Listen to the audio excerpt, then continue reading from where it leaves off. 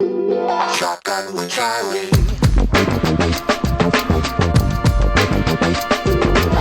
Riding shotgun refers to the practice of sitting next to the driver in a moving vehicle. The term riding shotgun came around after the time of the stagecoach, when somebody used to sit next to the driver holding a shotgun, in case they ran into bandits. My name is Charlie Cook, and I drive a lot. I like to talk to people while I'm driving, so I interview people in my car while I'm driving. Welcome to Riding Shotgun with Charlie.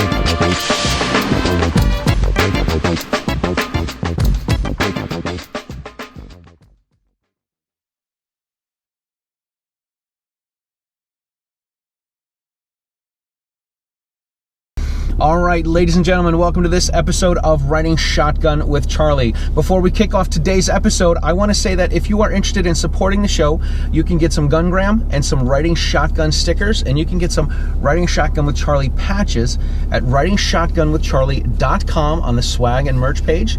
And if you like the Riding Shotgun logo, and if you want to help support the show, is really what it comes down to, you can get some Riding Shotgun logoed shirts and some Gungram shirts. We've got shirts, hoodies, and some mugs. You can have coffee or whiskey in the mugs. I just like to mention that to people. In case you like to drink in the morning and in the evening, you can use the same mug. Anyway, so you can find those at teespring.com/Riding Shotgun with Charlie. All right, so today we are in the PNW, the Pacific Northwest, in Bellevue, Washington, and we have with us Dave Workman. The Dave Workman. Dave Workman just happens to be Mark Walter's mom's favorite guest on Armed American Radio. Dave, it is a pleasure to have you on the show. Well, it's always nice to be alive to be on a show.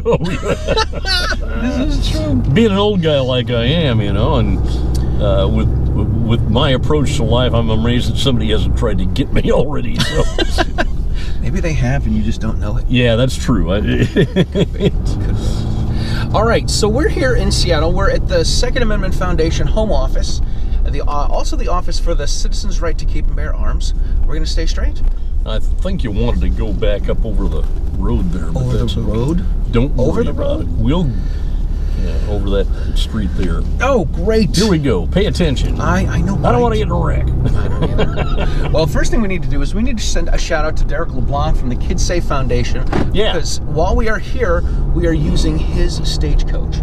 All right. So he's letting us borrow his truck, so we need to put in a plug for Kids Safe Foundation. Zero is, I forget his phrase, but zero is the right number of gun accidents that people should be having. That is, zero. Yeah, exactly. Zero. That's the right number of gun accidents. Got it.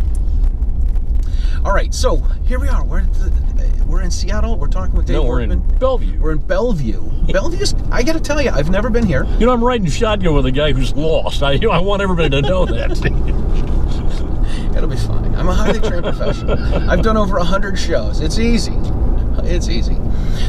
This looks like a nice place. It is. You know, Bellevue is it started off as kind of a bedroom community for Seattle, but now I think it's the second or third largest city in the state of Washington. And unlike Seattle, Bellevue does not have the problems with the homeless and the drug addicts and all the demonstrations and all of that stuff. They keep that on the west side of Lake Washington over in Seattle, where they seem to appreciate that. I gotta say, I was kind of looking forward to you bringing your 40-wood Magnum and us going over to the Chaz and the Chop. Yeah, yeah. Well, I don't have a visa to get into Seattle anymore. So. That's crazy, man. Crazy. It's nuts that all first of all, it's nuts that people believe in all this gun control stuff. But second of all, you really think it wouldn't happen in Seattle, right? Well, Seattle is the hub of far-left, wild-eyed liberalism in the state of Washington. If you get far away from the I-5 corridor, you wind up back in the United States. And I'll just leave that for everybody's imagination. This is everywhere. New York City's a problem. Yeah. Upstate New York's not. Chicago's a problem. Central Illinois, Southern Illinois is not a problem. L.A., Hollywood, the big cities in California are a problem. You get outside of the cities, and the cities aren't an issue. I call it occupied territory and free America. Yeah, and a lot of people like to say that my office is behind enemy lines, and pretty much Washington has become a blue state for national elections. But if you get east of the mountains, for example, or down in southwest Washington, or over in northeast Washington, anywhere that's away from the Seattle and I-5 corridor, you wind up back in territory where people still believe in all 10 amendments, and they support the First Amendment right of free speech, whereas in Seattle, the people would very much like to stifle opinions that they do not agree with. So, yeah, so that's the First Amendment people want to eliminate. Yeah, and I'm a big proponent of the First Amendment. It's how I've made my living for 50 years. Exactly, I was just going to say that, yeah. A lot of people think that Dave Workman is just a gun rights advocate, and I've never claimed to be a gun rights advocate. I'm a journalist, and I just write stuff that doesn't agree with the party line, Yeah, you've been writing for a long time. So let's talk about you. Did you start off thinking you would be a writer? Yeah, I've got a degree in journalism from the University of Washington. My first big job, or my first job out of school, was running a little weekly newspaper out in the logging town, at the time it was logging town, of Snoqualmie, Washington, about 35 miles east of Seattle, out in the Cascade foothills. Oh, cool. I fell in love with journalism back in junior college, and it struck me as kind of a neat thing to do.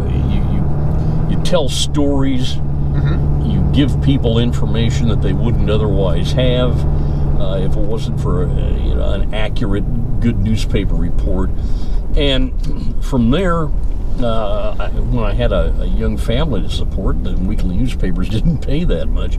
Right. I went to Fishing and Hunting News, Outdoor Empire Publishing, and I spent 21 years there.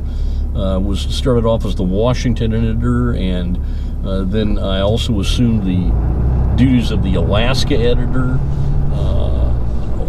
I often filled in for people on vacation, and I wrote their editions too, anywhere from Texas up to Montana and Wyoming. So I covered all the bases in all the western states,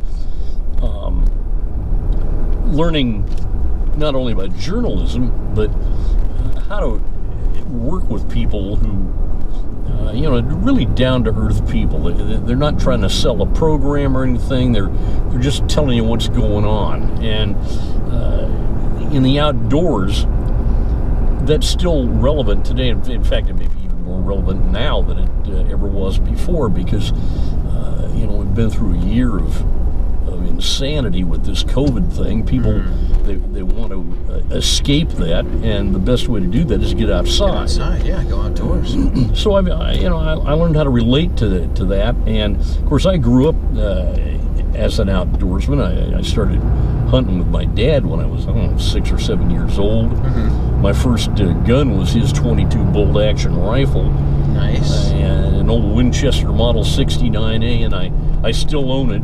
And I can still drill pop bottle caps at 25 yards with it. Wow, that's cool. Very accurate gun. So, of course, I have more guns than that now. More than one, anyway. Do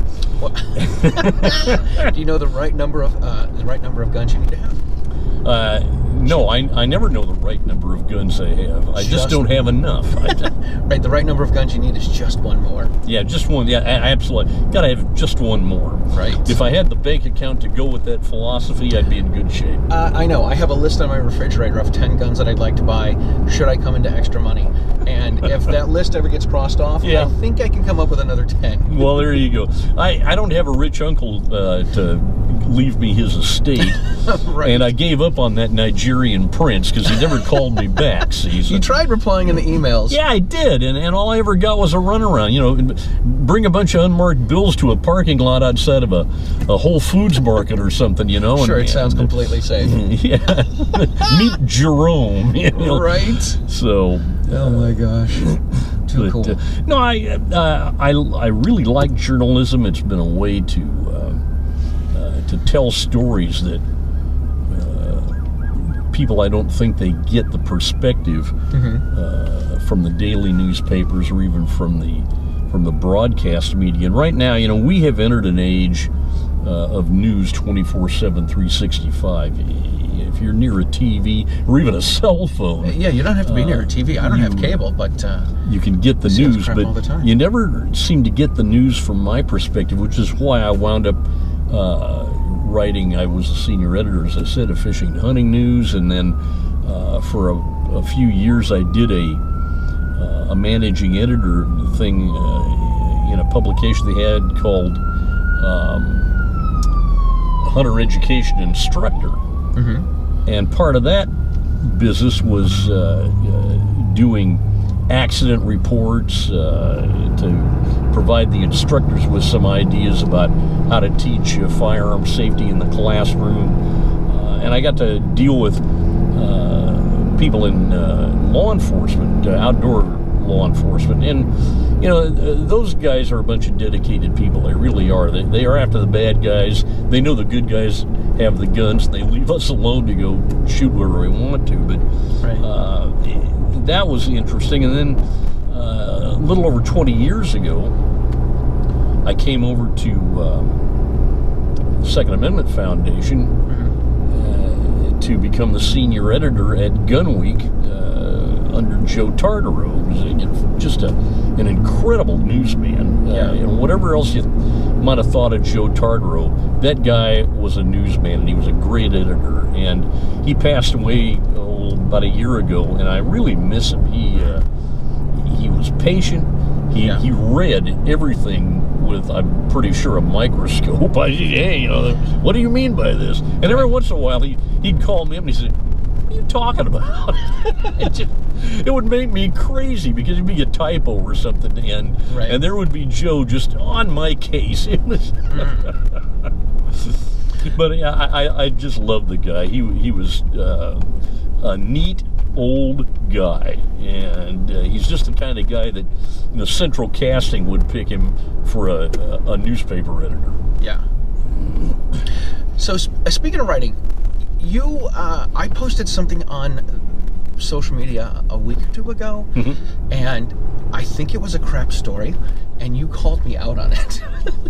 And how do you, with all of the social media stuff that's going on, these news outlets, you see these stories, a lot of times people share things, and I'm way guilty of it, share things that look like they're real legitimate stories, and then you come back and you're like, yeah, that's a bunch of crap, do your homework. And I'm like, ugh, how do you, like, you as a journalist should know all that stuff, right? And I'm not a journalist. I just share nonsense on social media. Not one to rub your nose in, but I get away with doing that stuff because I am a journalist. You know, people might look at Dave Workman and say, well, yeah, he's the goofy gun rights guy. No, I'm a newsman, and I can spot a bum story about a mile away. And social media, the one thing that you got to remember about social media is something that Abe Lincoln told me in a Facebook piece. Only believe half of what you read on Facebook, and the other half always check with me or Elvis. So that's how I catch you guys, you know. It's oh my God, that's awesome. And by the way, you know, when we pull up here, I'm just going to prepare you for the obvious. We are having lunch with Jimmy Hoffa today. I can't wait. Yeah. I can't wait. This is going to be great. Amelia Earhart's going to meet us there. Yeah, right. Well, she's flying in. She's flying. Of course she's flying in. Well, Jim Morrison's going to do a poetry. I'm sure. Yeah, Jim Morrison is going. No, he's going to provide the music. Oh, there we go. He's going to have some background atmosphere. Yeah, absolutely. So actually, one of the things that I think is important for people to understand is people in the gun family, I guess, the firearms community, we have senses of humor, and we're just like anybody else. We just happen to like things that go bang. Yeah. And I'm very defensive of the Second Amendment because way too many people consider the Second Amendment a government-regulated privilege rather than a constitutionally protected right. And I am constantly beating people over the head with that. And I have been able to get through to a lot of news people reminding them that there's 10 amendments in the Bill of Rights, and the Second Amendment is protecting the rest of them. Yeah, absolutely. But to me, it really seems like there's a lot of people that are attacking the First Amendment.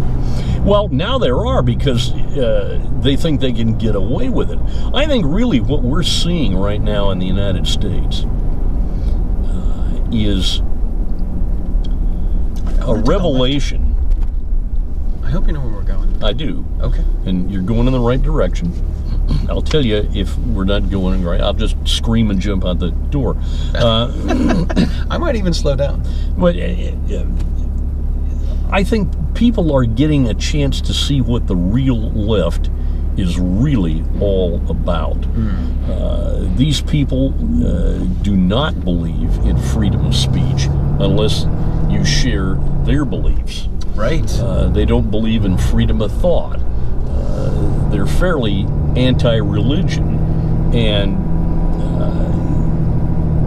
whether you believe in God or Allah or Buddha, or that's not my business. Go ahead and practice what you believe in. And I leave people alone over that sort of thing. Yeah. And the left doesn't want to. The left is they claim to believe in diversity as long as you agree with them. Yeah, exactly. We believe in diversity as long as you look like us. Yeah. You make you make what we make. You drive Priuses, and we all look the same. That's right. The same thing.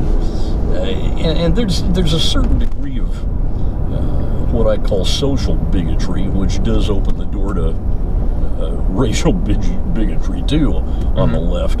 And although they would never admit it, I think it's important for people to understand that in the firearms community, I don't see that sort of thing. I really don't. And I would look for it, and I'd call people out on it. And I guess that maybe that's what makes me an unusual journalist too, because I'm not afraid to call people out. And even like you, I caught you, and actually I was trying to save your bacon there. I wasn't trying to embarrass you. I seriously, what I think I did is I'm like, oh my God, Dave called me out on this. I'm going to see if there's any truth to it, and I'm just going to take it down. Yeah. Well, it's funny. When Dave calls you out on something, you better duck. Because right. Exactly. I'm like, crap, is this, should I be taking this down, or should I look into it? I should have looked into it first. Oh, man. You're a very prolific writer. Thank you. You write for the Gun Mag? Yeah, I'm the editor-in-chief of the Gun Mag now that Joe's gone. And I would never presume to be the executive editor of the Gun Mag. That's Joe Tartaro's title for infinity. He was the executive editor. And now all I do is I edit other people's copy. And I got some pretty good writers writing for me. I've recruited a couple of women to write gun-type reviews and gun stories from the female perspective, which, alas, that didn't seem to happen under Joe, and maybe he just didn't know the right people. I think he would have loved to have them on board, but these the two women that I'm talking about both know me or know of me, and I think having them on board is going to give the Gun Mag a lot more breadth. Well, yeah, I think so. Yeah. And then of course I write for Liberty Park Press. I'm the editor there too. And that's Alan Gottlieb owns that one. We started that about 3-4 years ago, and it I think it's blossoming. I wish more people would read it, but as time goes by, I think people will. I was invited about a year and a half ago to write for Ammoland by Freddie Reel, and Freddie is one of the most decent men in the business, and we got a green light there, and I love writing for that guy. He's even tempered, he's inquisitive, and I like to work with people who like to work with people, and because I've written at times for some editors that I'd like to take them out back and choke them, But as long as you don't want to shoot them, that's fine. Well, yeah, I don't give gun owners a bad name here. Exactly. I've got a friend that says when she argues with her colleagues, she will never say she wants to shoot them because then it could be taken as a possible serious threat. Yeah. But she said she'll go outside and whip them with a noodle or put a boot in their tail. I mean, all that sort of stuff. As long as it's not any sort of false violence. Well, yeah, and working with other reporters, it's funny. Every once in a while, some reporter for a Seattle news agency will give me a call and ask me, "Hey, does this sound right to you?" And if it does, I'll tell them. But 9 times out of 10, it doesn't. And one of my favorite stories, about 3 years ago, the Seattle Times was covering a shooting that happened in downtown Seattle, and they published a photograph of the gun, and they identified it as a Ruger revolver. Clearly in the photograph you can see Smith & Wesson on the barrel of this gun. So I sent an email over to a reporter pal of mine over there, and I said, "Don't you guys have people who look at photos over? That's a Smith & Wesson. Anybody knows that." So about an hour and a half later, online in their edition, they corrected it. Of course, they didn't say, "Well, thanks to Dave Workman." Right. No credit at all. Yeah, well, I've come to expect that, Right. There is a lot of misreporting like that. I saw in the, I don't know if it was the Mass State Police recently. I don't know if it's the Mass State Police or the Boston Police, but they put a story up about a couple of teenage girls that were committing a crime and caught with guns illegally, and they described them as Glocks, and they looked like they were the P80, I think is what they are. They looked like they were 3D printed guns. The trigger guard was nothing that looked like a Glock. The frame looked like a Glock, but the rest of it was not. Clearly. Well, for a long time, you can go there, you can turn here. It doesn't matter to me. We got a park over there, but let's go to a park. Okay, we can go to the park and feed the animals. Feed the animals. For a long time, reporters used to say, and he used his service pistol when clearly the guy was carrying a semi-automatic, and or his service revolver. Right. And they used to just make me crazy. Now it's either a Glock or an assault rifle, or an assault pistol. Where they come up with this stuff? No idea. It's right out of the anti-gun playbook. Yeah. And they've got a lexicon that considers everything an assault rifle or an assault pistol, or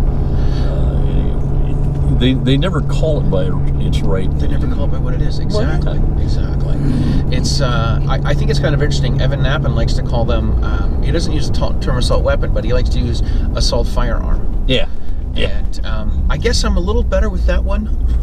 Well, I try not to use the term weapon because I know it has a lot of negative connotations. Well, Evan Knappen is one of my Facebook friends. You got to remember, Evan Knappen is an attorney. He's a bright guy, and he's got a sense of humor that is probably sharper than a razor. So you got to love a guy like that. You really do. You really do.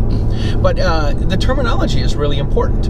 And the anti-gun folks don't know what these things are. So when they put a picture up of a revolver and call it a Glock, you're like, wow, what? How does this happen? Well, how is that possible? See, I know how it happens. They're stupid, but right to the point. It's pretty simple. They're stupid. yeah, I learned way back in journalism school that there are two kinds of people in the world. Most of them are stupid, and then there's me. I like that. Oh man. How many? You've written a lot of books under the SAF heading, and you right. and Alan Gottlieb have 7 books. Alan and I have. It really seems like on. there's a lot more. Well, at my age, there are no more. I decided to get out of the book business. Yeah. They're very time-consuming, and at the tail end of production, you're always in a production crunch, and it's hard to stay up with current events when you're writing a book and then getting it off the press. I enjoyed writing books with Alan. We work well together. Can we take a left up here? Yeah, if you want to. Okay. And I think a lot of people were able to read stuff, again, that they didn't have an opportunity to read anywhere else. I remember I was over in Montana one time visiting my sister. She lives over in Billings. And I had sent her a copy of, I think it was our first book, in hardcover called America Fights Back. And we sold out the first printing of that thing in 39 days. Wow. And so I was over there, I was going deer hunting, I think, with a pal of mine over in eastern Montana. So I stopped to see her. And naturally, I had to ask her, well, how'd you like the book? And she says, oh, well, it's so violent. And I said, well, welcome to my world. I mean, we're dealing with a situation here where bad guys shoot good guys shoot bad guys. Yeah. And this is a situation we're talking about firearms and self-defense. This is a cartoon. We live in the real world. And, of course, I've always lived in the real world. I'm a guy who, early in my career again, when I was working at that weekly newspaper, I spent a lot of time in police cars, and in the front seat.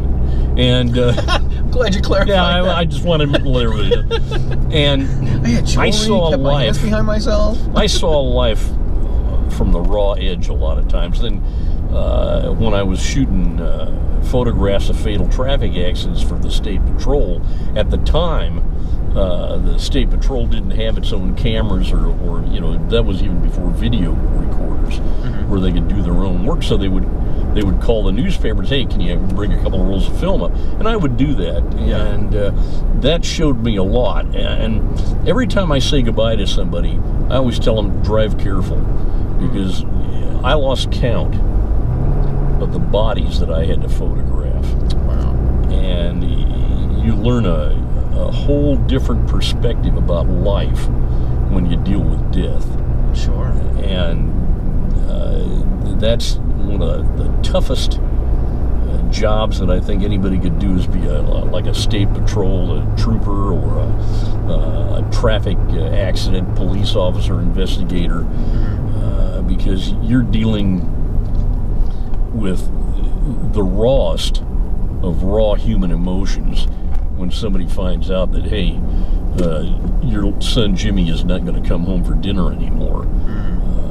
That's just an awful tough deal. And it taught me, I think, how to bottle up emotions a little bit and just deal with the facts. And that helped me as a newsman too. You just put the emotion away and deal with the facts. And alas, I think too many people who have gotten into the news business are as interested in being somebody as in doing something. And they want to be a celebrity reporter instead of being, hey, I'm just a reporter. Right. And that's how I've always approached it. I'm not the story. The story is what I'm writing about. Yeah. And so there we are. Another place you write's the Conservative Firing Line. Yeah. Tell us about that. Well, CFL is it's a thing that was done for. Is that you? Yeah, that's me. Okay. No, I know. Yeah, it's somebody trying to sell me a warranty for my car from Pakistan or somewhere, probably. It could be the Nigerian prince. Yeah, he's waiting for you. Well, too bad he missed his chance. Taking a right? I take a left. Okay. It's the first time in my life I've ever told anybody turn left. But I think it's important that you try to leave the emotions out of it.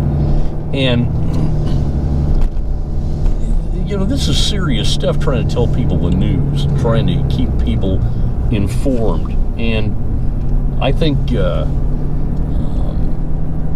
way too often in our profession, especially when guns are the issue, they're at the center of the story. There's way too many people in too many newsrooms who don't like guns. And guns are bad. Right. And it does spill over into their work. Yeah, it does, and which is a sad thing. But we live with it, and we try to. At least I try to do the right thing.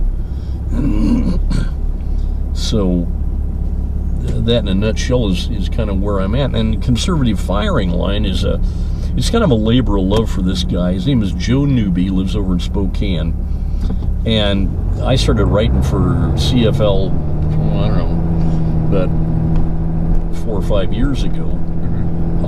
It doesn't pay hardly anything. I mean, it's just kind of a labor of love, but it's got a fairly decent readership, and we again tell stories that, at least from a perspective, that you won't get anywhere else. Right. And I think that is important. I don't care if people want to read the Seattle Times or the Washington Post or the New York Times. That's good. I'm glad they're reading and getting that perspective. They're finding out about the news. But at the same time, you really got to understand what's going on. Yeah. And you can only do that with the right perspective, and you only get a good perspective when you read all sides of a story, all perspectives. And maybe that's what I like about being able to write what I write about firearms, because I always approach it as a news story. I'm what they'd call an advocacy journalist now. And it's only because I tell the gun story from the perspective of gun owners. Right. You got 110 million people out there, by some estimates, who are firearms owners. They deserve to have their perspective told. Sure. And back when I was an outdoor writer at Fishing and Hunting News, I tried to tell hard news stories from the perspective of the sport fisherman and the hunter, rather than from the perspective of somebody who wants to stop fishing, stop hunting. And I think that people have lost sight of that. That the people who own guns, the people who like to catch fish and sit on a stump for 3 or 4 hours waiting for a deer to come by, or that like to go hunt elk with a black powder rifle, they've forgotten, I think, in newsrooms, that those people not only have rights, but that they deserve some fair representation. So you write for a number of publications. Yeah. Do you think differently when you write for different publications? Or well, I always try to approach each story from a slightly different angle so that there's something fresh. If I'm covering the same story for like Ammoland and Liberty Park Press and the Gun Mag, I try to write them from a different angle, or get some different issue to to write about, to make that the lead, Yeah. and then weave in the same information. Because nobody likes to read the same news story in 14 different publications. That's not Sure. fair, and it's certainly not fair to the people I write for, because I'm selling them something I already sold. Right. But it's still news that I think people need, and I get that We're going to get away from this guy finally. to them by using slightly different perspectives. Okay. And that it's fun to do, because you really can find some different detail to grab in each one of those stories. And I think that that gives a person a fuller view of really what happened, what you're writing about. Cool. Yeah, I always wonder that. I see all these people writing for different publications, and I'm like, how do they do that? You know what I mean? That's the attitude the thing that I wonder about. Well, with me, it takes a lot of typing. Other people, I'm not too sure how they do. I did see you typing in the office, and you do type pretty fastly. Well, I'm as fast with a keyboard as I am with a 6-gun. Keep that in perspective. So, Yeah, it was a little burst fire. you know, years ago, I was at one of the local gun matches, and I placed pretty high. In fact, I think I won a couple of events. So I'm in a hardware store, well, a gun store actually, about a week later, and I'm there where I live in my hometown of Washington, in North Bend. And this guy walks, I didn't recognize him. He says, "I was standing next to you on the line in the match the other day." And I said, "Well, oh, hi, how are you?" And he says, "I didn't even see your hand move." And I was stunned by that. I mean, it just, well, he wasn't looking very hard. Yeah, you take a right here. Okay. He wasn't looking very hard then, because he had seen my hand move. And it moves real slow, like. But, you know, every once in a while, somebody will say something like that to me. And I also build holsters. Oh, really? And, yeah, and you can take a right here, too, and we're back in Liberty Park. And I got an email from a guy just the other day. I built a holster for him, kind of at his specs. Right, this way. And Want to see this turn taken? his name is Flash Braden, lives down in California. And I call the holster the Flash. And that was like 20 years ago. So he was with this email. He says, "Dave, after all this time, the Flash is still my favorite holster. And it's the one I wear all the time." That's and I thought that was really nice. I just, you know, I have a soft heart, really, and I just love it when people like what I do for them. Yeah. All right, that tells us we need to park. No, I think you just ran over somebody out there. So They had a Chaz shirt. I'll be fine. yeah, Well, listen, Dave, thank you so much for taking the time to be on the show. Well, it's a pleasure. I really appreciate this. I like my gig. I like that I get to talk to these people from around the country and have a dialogue with them, hear what they have to say, and I'm able to put their stuff out. And I think it's really cool, and I'm honored to finally have you on the show. I don't know if you remember this. The first year I went to GRPC, I didn't know anybody. And second year I knew more people, obviously, and I was in the concealed carry fashion show that Amanda saw. I remember that.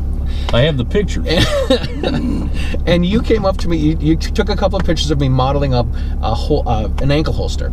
And you came up to me. You took the pictures, and you came up to me and said, "You're a horrible model," and then just walked off. That's right. And that was it. And then the next year we were in Chicago, and I may have been having a drink, and I said, you know, my favorite memory of Dave is Dave came up to me and said, "You're a horrible model," and you said, "And I stand by that today," which I thought was great. Well, you know, when is this going to be on? This I'm not sure when it's going to be on, because my attorney's going to want to know, because we're going to take everything you own. You know? Well, that won't take long. Yeah, I know. In fact, you can borrow money from me that I'll just take back from you. There we go. It's just reduce, reuse, recycle. Yeah. Awesome. How can people find all of your stuff? We'll certainly link to everything. You can find my byline, as we discussed, at Liberty Park Press. Okay.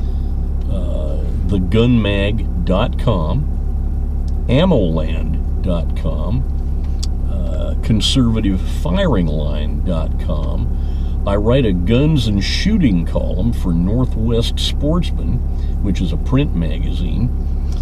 That's monthly. I write the two-way defense column for Guns Magazine. You can find that on any newsstand in the country, and go out and buy a copy because it's a pretty good magazine. I do an online column for American Handgunner called Insider Online, and they post that every Friday. So just Google up American Handgunner Insider Online, and you'll be able to find me too. Mm-hmm. And other than that, you can Google up Alan Gottlieb and Dave Workman and find any one of our 7 books that we've done together. And I hope that people find something useful in those books too. A lot of great information. Well, it's a lot of information. I'm not sure if it would be classified as great, but of course I like to think so. But you don't want when a story comes up that I think needs to be told, you gotta tell it. I'm going to tell it.